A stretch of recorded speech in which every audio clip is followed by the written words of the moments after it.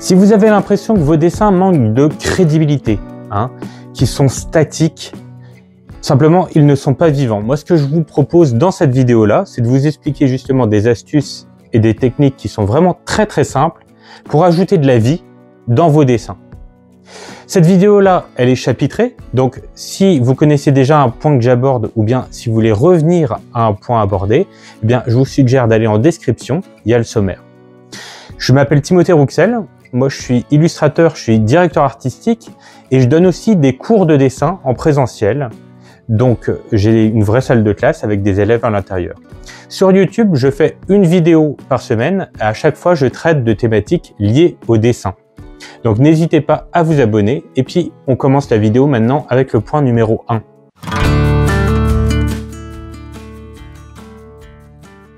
Dans ce premier exemple, on va voir comment on va passer d'un dessin vraiment très statique et très simple à quelque chose qui est un petit peu plus dynamique sans trop d'efforts. Vraiment, là, ça s'adresse à tous les débutants.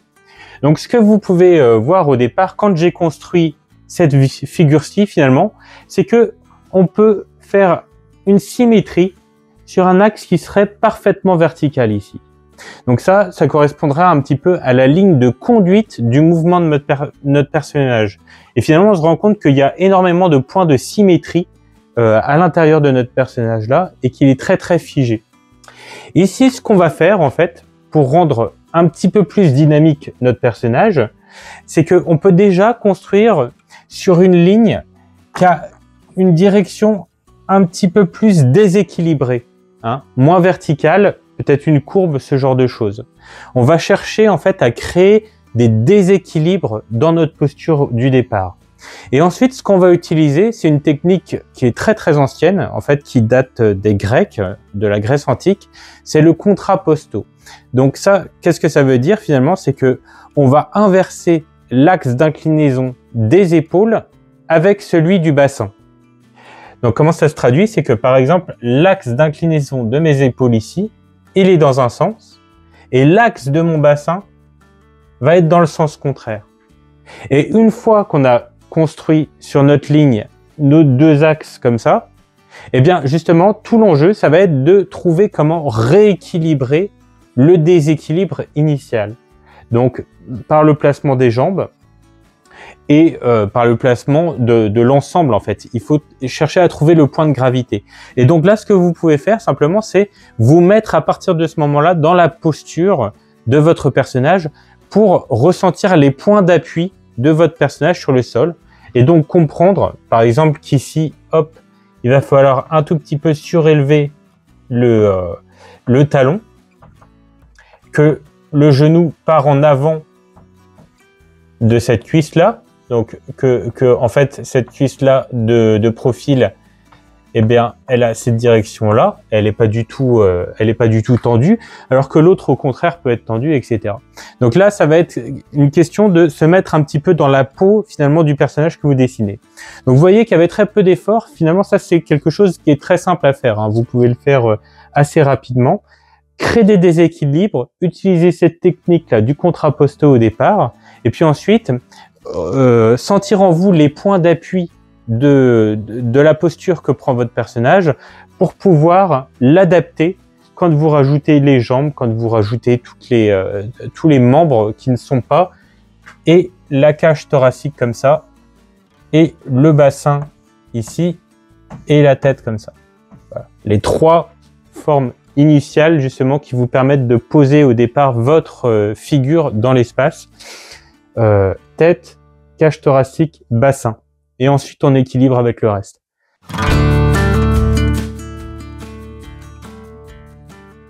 Quand on veut rajouter de la vie dans une scène comme ça, ce qu'il va falloir faire, c'est raconter une histoire. Ici, on voit qu'on a une scène dans laquelle il ne se passe absolument rien. Donc, ça manque de vie cruellement. En revanche, ici, par exemple, il se passe beaucoup plus de choses. Bon, ce sont des esquisses préparatoires, c'est pas des dessins définitifs du tout, mais on a récupéré une idée, du coup, on a beaucoup plus de vie. Donc, comment on fait justement pour dessiner des scènes dans lesquelles il se passe quelque chose? Il va falloir connaître ces personnages. Déjà, on voit ici, il y a quelqu'un qui se pose des questions qui ne saura probablement pas résoudre le problème qui est posé. Et puis là, quelqu'un qui est très confortable à le faire, peut-être une élève douée ou ce genre de choses. Et puis ensuite, il va falloir choisir un ou plusieurs moments qui synthétisent la scène et qu'on va intégrer dans notre composition. Par exemple, si c'était des dessins que j'avais fait d'observation, ce serait tout à fait possible de composer une scène comme ça narrative d'observation. Mais j'aurais choisi un moment particulièrement intéressant pour dessiner la posture de la petite fille, et puis un autre qui serait synthétique aussi de l'esprit de l'illustration que j'ai envie de faire pour le garçon. Donc, il ne s'agit pas de recopier exactement ce qu'on voit, par exemple, mais de choisir les mouvements, les attitudes qui vont synthétiser comme ça, eh bien, l'état d'esprit des personnages à l'intérieur de cette histoire-là. Et puis, il va falloir faire des esquisses préparatoires. Hein, si jamais vous voulez faire des illustrations par la suite ou quoi, vous dessinez pas de façon définitive directement, vous faites un petit peu comme ça. Ça, c'est des storyboards, en fait, si vous voulez. C'est-à-dire que vous détaillez rien d'autre que l'attitude et le placement des personnages à l'intérieur de votre composition. Et puis ensuite, il va falloir donner à interpréter à l'observateur, au lecteur, si vous voulez. Ça veut dire quoi, donner à interpréter? Ça veut dire que, par exemple, quand on voit cette scène-là, et qu'on pose la question dans le même temps, par exemple, ça pourrait être l'illustration de la question « à votre avis, lequel aura 20 sur 20 ?» Eh bien, soit les gens pensent instinctivement que c'est elle, ou alors les gens qui ont un esprit de contradiction se disent, eh bien, ça va peut-être être lui, mais à condition qu'il triche, si vous voulez.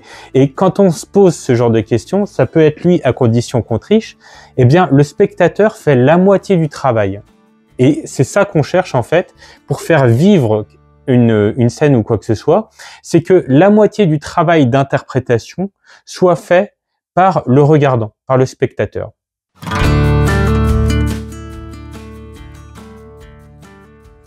On va voir ensemble comment vous pouvez rajouter de la crédibilité à vos scènes et même à vos natures mortes, donc où il n'y a aucun personnage vivant, simplement en rajoutant une notion de temporalité. Donc on va passer de cette image-là, que moi je juge parfaitement sans vie, à une image qui est un petit peu plus crédible et qui est vivante ici. Et qu'est-ce que je fais finalement? Eh bien, c'est tout simple, je rajoute des traces du passé. La pomme ici a été croquée, donc on comprend qu'il y a quelque chose de vivant, probablement un humain, qui a mangé une partie de la pomme qui est là. De la même façon, le napperon qui est posé sous le saladier de fruits ici, eh bien va être froissé, c'est-à-dire qu'il est rentré en interaction soit avec un personnage, soit avec du vent, soit avec quoi que ce soit en fait. Et puis je vais rajouter des petites indications ici, comme une toile d'araignée aussi, qui montre la temporalité, c'est-à-dire que on est forcément passé de ça à ça. Donc quand je dessine le cadre avec la toile d'araignée, je peux pas envisager que avant, eh bien, il y ait toujours eu cette toile d'araignée. En fait, elle est arrivée d'un moment à un autre parce que c'est la trace du vivant, hein, simplement. Et puis là, je vais rajouter un petit peu de déséquilibre aussi dans mes verticales, hein, un petit peu de chaos finalement volontaire, comme ça, qui vont permettre de crédibiliser un petit peu ma scène. Donc, pour rappel, simplement, il va falloir montrer de la temporalité et pour ce faire, ajouter comme ça des petites traces de passage qui témoignent en fait du passif de la scène. Voilà, simplement.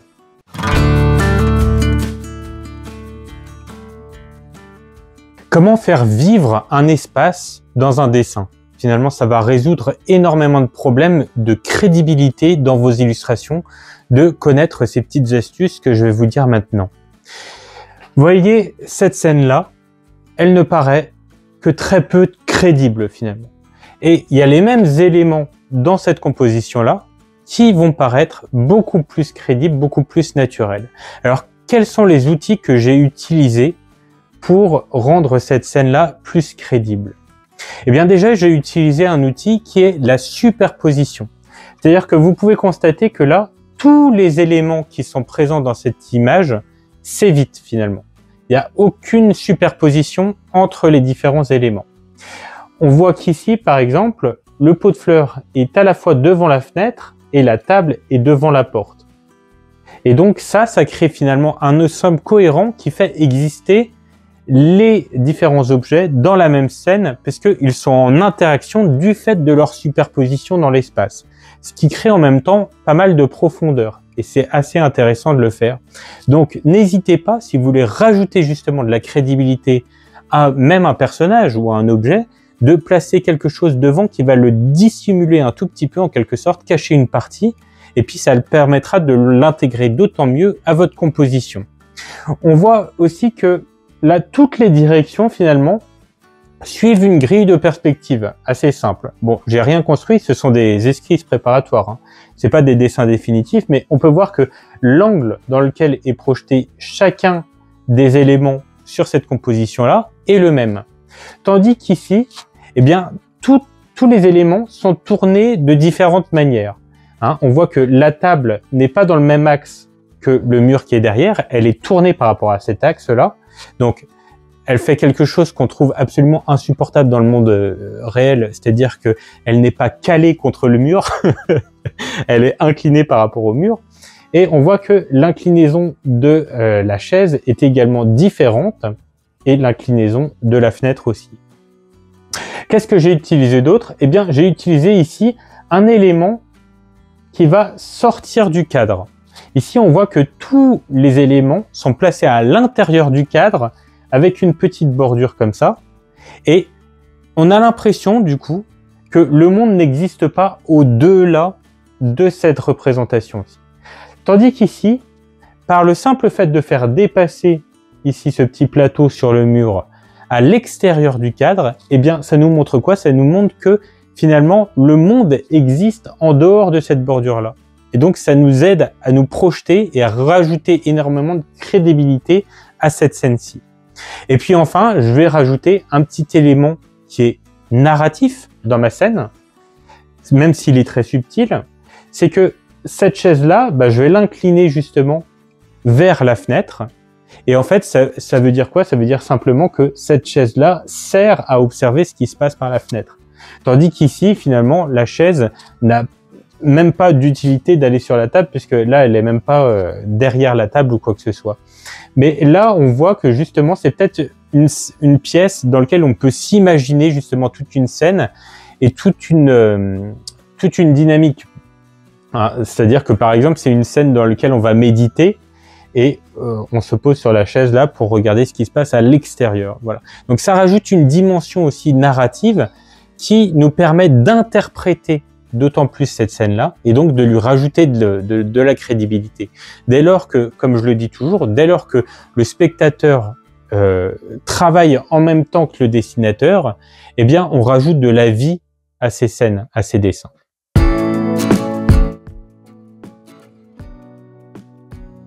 C'est tout pour mes conseils cette semaine.